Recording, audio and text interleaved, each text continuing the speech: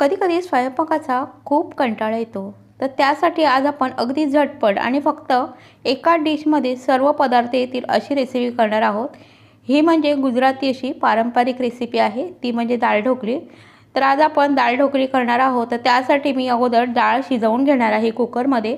तर मी इथे 1 वाटी तुरीची डाळ घेतलेली आहे आणि अर्धी वाटी मी इथे मुगाची डाळ घेतलेली आहे. तर तुम्हाला जर हवं असेल तर तुम्ही फक्त तुरीची किंवा फक्त मुगाची डाळ घेतली तरी सुद्धा चालू शकतं. आता ह्या डाळी आपल्याला 2-3 पाण्याने स्वच्छ धुवून घ्यायच्या आहेत आणि मग 2-3 पाण्याने धुतलं की ह्यामध्ये पुरेसं पाणी घालून ह्यामध्ये थोडीशी हळद आणि थोडंसं मीठ घालून आपल्याला ही डाळ चांगली शिजवून घ्यायची आहे. आणि डाळ शिजवत असताना आपल्याला शेंगदाणेसुद्धा ह्यासोबतच शिजवून घ्यायचे आहे. हे शिजवलेले शेंगदाणे ह्या डाळीसोबत खूप सुंदर लागतात. तर मधोमध मी अशी वाटी ठेवणार आहे शेंगदाण्याची आणि ह्यामध्ये थोडंसं पाणी घालून आपल्याला हे शेंगदाणेसुद्धा शिजवून घ्यायचे आहे. तर कुकरचं झाकण लावून आपल्याला 3 शिट्ट्या काढायच्या आहेत कुकरच्या. 3 शिट्ट्यामध्ये डाळ अगदी छान शिजली जाते. तर आता हा कुकर आपण गॅसवर ठेवून छान ही डाळ अगदी मस्त अशी शिजवून घेणार आहोत. आणि आपली डाळ शिजते आहे तोपर्यंत आपण ढोकळीसाठी कणिक मळून घेणार आहोत. तर मी इथे गव्हाचं 1 वाटी पीठ घेतलेलं आहे, 1 मोठी वाटी पीठ घेतलं आणि थोडंसं मी पोळी लाटताना म्हणजे ढोकळीसाठी जेव्हा पोळी लाटतो त्यासाठी मी एक इथे कोरडं पीठ ठेवलेलं आहे. आता यामध्ये 2 चमचे बेसन पीठ घेतलेलं आहे, 1 चमचा मी काश्मीरी मिरची पावडर घेतलेली आहे, अर्धा चमचा हळद आणि अगदी थोडासा मी इथे गरम मसाला घेतलेला आहे. चिमूटभर ह्यामध्ये हिंग घातलेला आहे आणि चवीनुसार ह्यामध्ये आपल्याला मीठ घालायचं आहे. थोडासा ओवा घेतलेला आहे, म्हणजे जवळपास पाव चमचा मी इथे ओवा हातावर क्रश करून घालणार आहे. ओव्याचा फ्लेवर या ढोकळीमध्ये अगदी सुंदर लागतो. आता हे सर्व जिन्नस आपल्याला हे पिठासोबत चांगले असे मिक्स करून घ्यायचे आहेत आणि हे कणिक आपल्याला चांगली मळून घ्यायची आहे याची. आता हे जिन्नस आपले ह्या पिठासोबत चांगले मिक्स झालं की ह्यामध्ये आपल्याला तेलाचं मोहन घालायचं आहे. तर मी 1 मोठा चमचा ह्यामध्ये तेलाचं मोहन घातलेलं आहे. तुम्हाला हवं तर तुम्ही ते तूप देखील ह्यामध्ये घालू शकता. आता हे तेलाचं मोहन म्हणजे जे तेल घातलेलं आहे ते ह्या पिठासोबत चांगलं आपल्याला मिक्स करून घ्यायचं आहे, म्हणजे पिठाला चांगलं लावलं पाहिजे हे. आता थोडं पाणी घालून आपल्याला ह्याची कणिक भिजवून घ्यायची आहे. तर ज्याप्रमाणे आपण चपातीसाठी कणिक भिजवतो तशीच. तर जास्त सैलसरसुद्धा नाही किंवा जास्त घट्टसुद्धा ही मळायची नाही आपल्याला कणिक. तर मध्यम स्वरूपाचीच आपल्याला ही कणिक अशी मळून घ्यायची आहे. पाहू शकता मी व्हिडिओमध्ये इथे मळून घेतलेली आहे कणिक, छान म्हणजे भिजवून घेतलेली आहे. आता पुन्हा थोडंसं ह्यावर तेल लावायचं आणि पुन्हा ही कणिक 2 मिनटासाठी फक्त आपल्याला चांगली ही भिजवून घ्यायची, म्हणजे चांगली मळून घ्यायची आहे. ही कणिक अगदी छान आपल्याला मऊ करून घ्यायची आहे, म्हणजे ही कणिक आपल्याला ढोकळीसाठी करणार आहोत. याच्या आपण छोट्या ढोकळी करणार आहोत. ते मी तुम्हाला कशा करायच्या ते पुढे सांगणारच आहे. आता ही कणिक आपण झाकून 15 ते 20 मिनिटासाठी ठेवायची आहे, म्हणजे पीठ आपलं छान असं भिजलं जाईल आणि ही कणिक छान मुरली जाईल. 15 ते 20 मिनिटानंतर आपण ह्याच्या पोळ्या लाटून घेणार आहोत, म्हणजे चपाती लाटून घेणार आहोत. तर मध्यम आकाराचे आपण ह्याचे असे गोळे बनवून घ्यायचे आहे, म्हणजे ज्याप्रमाणे आपण चपातीसाठी उंडे बनवतो अगदी त्याचप्रमाणे मध्यम आकाराच्या करायचे आहेत. कारण आपल्याला ह्या ढोकळी जास्त जाडसुद्धा करायचे नाही आहेत किंवा जास्त पातळसुद्धा करायचे नाही आहेत. तर अशा पद्धतीने आपल्याला आता ह्या लाटून घ्यायच्या आहेत.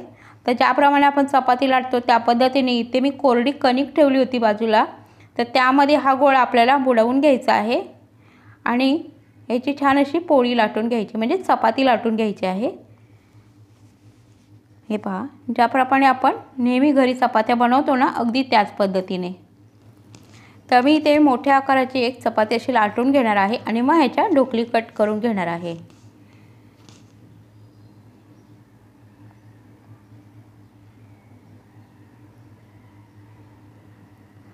तर इथे आपली चपाती तर लाटून झालेली आहे, छान आपण इथे मध्यम स्वरूपाची लाटलेली आहे. तर अशा पद्धतीने आपण ही पोळी लाटून घेतली की ह्यामध्ये आपल्याला असे कट्स लावून घ्यायचे आहेत. तर असे कट्स लावले म्हणजे ह्याच्या छोटे ज्याप्रमाणे आपण वड्या बनवतो अगदी त्याच पद्धतीने येतात. ह्यांना ढोकळी म्हटलं जातं आणि ह्या डाळीसोबत खाल्ल्या जातात, म्हणजे ह्या डाळीसोबत शिजवून खाल्ल्या जातात.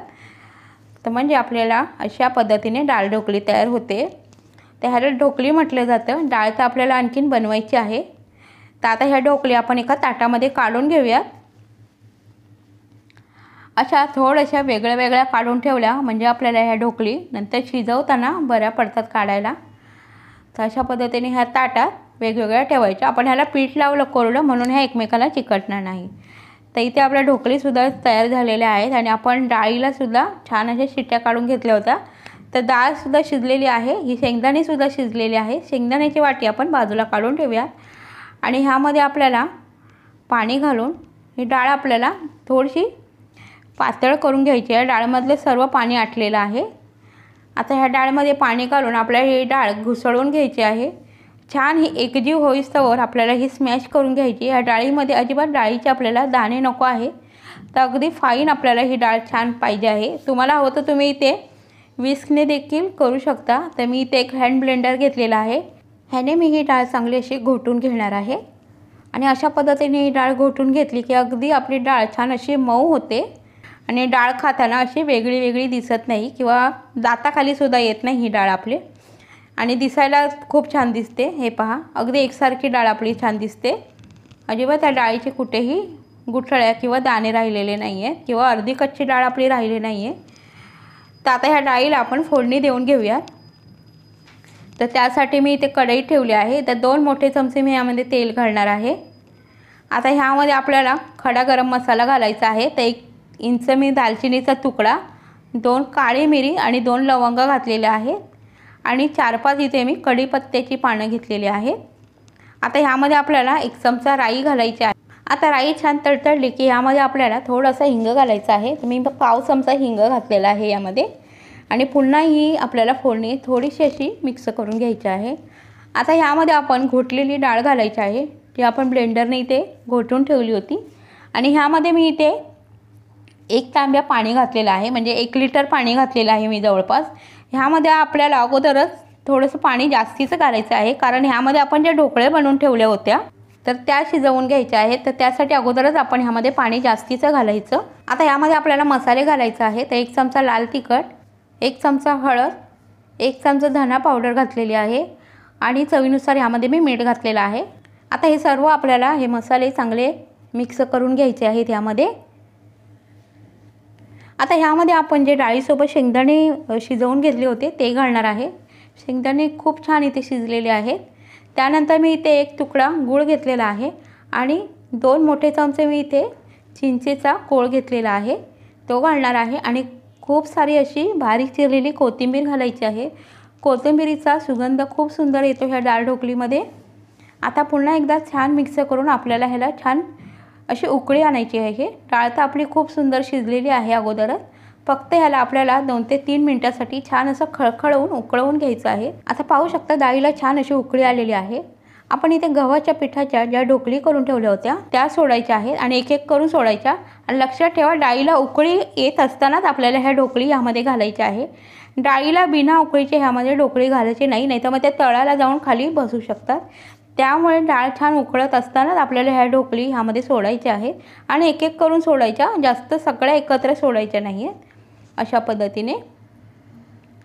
तर सर्व आपल्या इथे ढोकली ह्यामध्ये सोडून तर झालेले आहेत, पाहू शकता। आता ह्या आपल्याला 10 ते 15 मिनिटांसाठी छान शिजवून घ्यायचं आहे। तर त्यासाठी मी इथे अगदी गॅस कमी केलेला आहे, म्हणजे अगदी मंद केलेला आहे आणि ह्यामध्ये ह्या ढोकली शिजवून घ्यायच्या आहेत, कारण हे गव्हाचं पीठ आहे। तर हे गव्हाचं पीठ ह्या डाळीसोबत चांगलं आपल्याला शिजवून घ्यायचं आहे, कारण हे कच्चं राहतं कामा नये। आता 10 मिनिटांनंतर 10 ते 12 मिनिटं झालेली आहे, ढोकली छान शिजवून घेतलेल्या आहेत। आता यावर बारीक चिरलेली कोथिंबीर घालायची आहे। आपली डाळ ढोकली तयार आहे आणि ढोकली जेव्हा शिजतात तेव्हा ते संपूर्ण अशा वरती येतात, पाहू शकता। म्हणजे याचा अर्थ हे गव्हाच्या पिठाच्या ढोकली म्हणजे गव्हाचं पीठ छान शिजलेलं आहे। आता आपण गॅस बंद करूया। आता एका बाउलमध्ये ही सर्व करून घेऊया। तर ही जी डाळ ढोकली आहे ती गरम गरम असताना खूप छान लागते। तर तुम्ही ही रेसिपी एकदा नक्की बनवून पहा आणि मला कमेंटमध्ये नक्की कळवा। आजचा व्हिडिओ जर तुम्हाला आवडला असेल तर ज्योती पटेकर किचनला लाईक करा, शेअर करा आणि चॅनेलला सबस्क्राईब करायला विसरू नका। भेटूया नवीन रेसिपीसह, तोपर्यंत धन्यवाद।